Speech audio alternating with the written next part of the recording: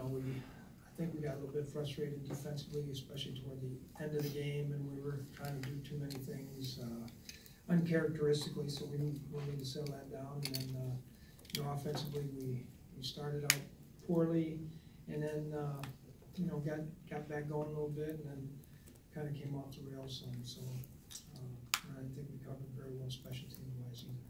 So, questions? What were some of the uncharacteristic things you were talking about? We had some guys jumping out of gaps and things like that. Guys basically just trying to do too much at the end. You've been critical of some aspects of the offense in 2 of the last 3 weeks. Some people think that maybe you're not on the same page with Coach Flip. How do you feel about the job that Coach Flip is doing? I think he's doing a good job. We talk all the time. We talk about things what I think are important, and I think he tries to do those. How much are you talking with him during the game? Say, like take a shot here deep or something? Yeah, a little or do you leave bit. that to more pre and post? Yeah, a little bit. To be honest with you, it's hard when I'm trying to correct things on defense and trying to help on the special teams, and so I need to do a better job there. In the game plan preparation throughout the week, does he have the same autonomy as Pat Shermer did in terms of like what he wants to run will go? Or I mean, how does that process work during the week? Are you becoming more involved in the offense? Like, is that plan? I'm always involved with him. I sit down there and talk to him a lot about a lot of different things during the week, and but I mean, yeah, it's about the same with Pat. How much is Kurt audibling out of run plays into pass plays based on what he sees? About typical or too much, or about what you like? No, it just depends on the play call. There's some. We had one real long run where he audibled to a run. We had one pass that he audibled to a pass. I mean, that's not an issue. When a team can peak in December, is that a matter of just being healthy, or is that just a matter of a team gelling at the right time? I think a little bit of both, Joe. I think it helps to be healthy, but I think it helps to be playing good football at that time too. A lot of times it depends on who you're playing. Do you feel your team is close to that? I mean, there were signs. Well, we weren't last night. Yeah. I don't think we were last night. I thought we were the week before. Right now we're kind of an up and down team a little bit. And that's the thing that frustrates me the most. We need to develop more consistency with this football team.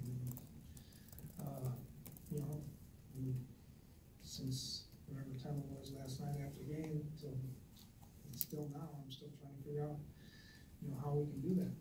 I know you mentioned the foes you played. You played New England and Chicago, but you guys have been under 300 yards total offense in 3 of the last 4 games. Why do you think the offense has bogged down of late? I mean, it was pretty good earlier in the year.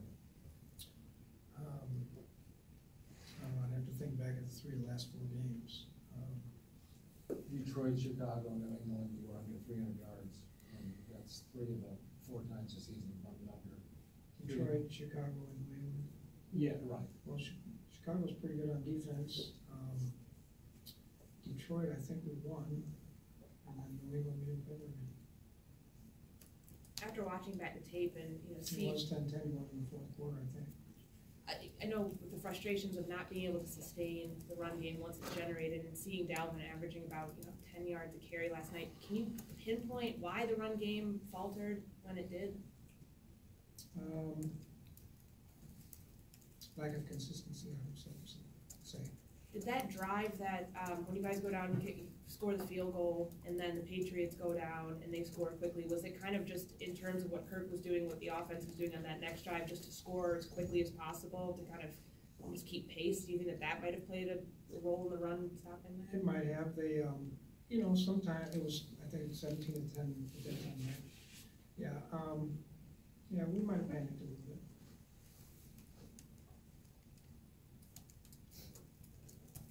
When it comes to the way that you've used Dalvin Cook, would you like to see him used as a wide receiver more often, or is there different ways to get him the ball in the receiving game? He only had 22 yards on 10 targets yesterday. Well, some of the ones he called were checkdowns. We had other plays designed to get him the football that weren't checkdowns, and the ball didn't get to him. Hey, Mike, you've mentioned possibly doing a better job on game day, just kind of where your attention is. What do you think you need to start with in terms of doing that? maybe letting George do a little bit more of the adjustments on defense, maybe. But I don't know, I haven't decided that yet, so I just have to see. You know, when things are going smooth, it's no issue. Then I can go talk to the offense all I want.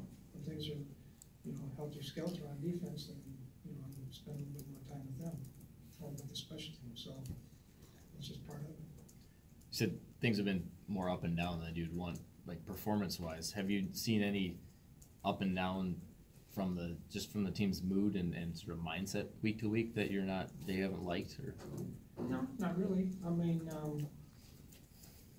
you know, the mood's never good when you lose. Yeah.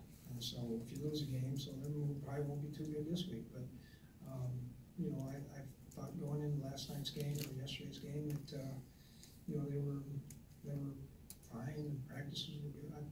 We actually practiced really good, especially Thursday and Friday last week. You know, there was hardly any mental mistakes, hardly any errors. I thought we played really well. At this point in the season, where do you start when you address some of the concerns that you have with special teams, with kicking game? Mostly the coverage unit. Coverage unit. Mm-hmm. I'm trying to get the holder out on the field on fourth down. Like you look around the NFC North now, and you were the only coach that was with his team last year. Does that just kind of a reminder of how quick things change, or I guess what do you see when you look around and see things changing like that? You know, I really didn't think about it until you mentioned it. It is what it is. We signed up for this production-based business, and you know, produce. That's what happens. You know, I don't think it's necessarily right in some of the instances. You know, I think there's some good coaches there in this division a year ago, and you know, I'm sure there are good coaches in here now. So hey, whatever. The Seattle game stacks up. You know, they're all important, obviously, but the Seattle game stacks up pretty important because of the whole playoff race. How are you going to address that with the team? Not to put too much emphasis on it, but just to make sure you're ready. Yeah, I'll let them know. But you know, Joe, if we go out there and we beat Seattle, who's on a 3-game winning streak, if we beat them and we go out and we crap in our hands the next 3 weeks, you know, it doesn't do us any good. So we just got to go out here and play this game. We've got 4 games in front of us. You know, all games that we can win if we play good, and if we do that, then everything will be happy again. Mike, how much do you think hurry up or kind of a quicker tempo on offense would help? Well, we did that a little bit in the second quarter, and then some in the third and fourth quarter. A touchdown drive, right? Yeah, you know, they were giving us a lot of really unorthodox looks defensively. So that was part of it, not to allow them to get into those things, get right on the ball so they can't substitute and some of that. But I think there's a place for some of that, yeah. And you know, they did it to us some. You know, they get up on the ball and snap it quick, and you know, then they get up on the ball and make their checks and do whatever they need to do there. So I've always said there's a place for that. How much do you think it stresses a defense when teams do that? You know. So I tell the team all the time, you know, that's what, when teams get in the huddle and out of the huddle, get up the line fast, snap the ball, don't snap the ball, change the tempo throughout the course of the ball game. All they're trying to do is take your breath away at the beginning of the, you know, oh, I can't catch my breath, we're doing this, oh, they're doing that, oh, where do we line up? So yeah, it puts a lot of stress on the defense, and that's part of why you do it. Time for 2 more.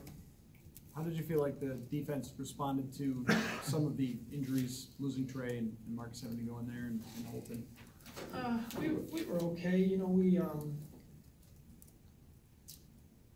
made a couple mistakes on that first drive early in the game, which were really uncharacteristic, which that was disappointing. And that was before they got hurt. But, you know, the touchdown was one that, you know, really not one of the new guys was involved with that, so that wasn't an issue. And then, you know, at the end of the game, we didn't, Marcus missed a tackle, and, you know, we didn't run support very good, but it is what it is. You mentioned that there might have been some panic. Do you feel like emotions were running a little higher once New England took the lead, took control in the second half, and And how much attention do you pay to body language, during the course of a game? I don't pay attention to body language. I usually tell them what the body language is supposed to be. No, I don't think there was panic. I mean, I think when they went up 17-10, I mean, it's still a 7-point game. I mean, there's still a quarter left and almost a quarter left, and I think we just maybe instead of continuing to do what we've been doing to get us back in the ball game, we might have tried to do too much, probably in a lot of spaces.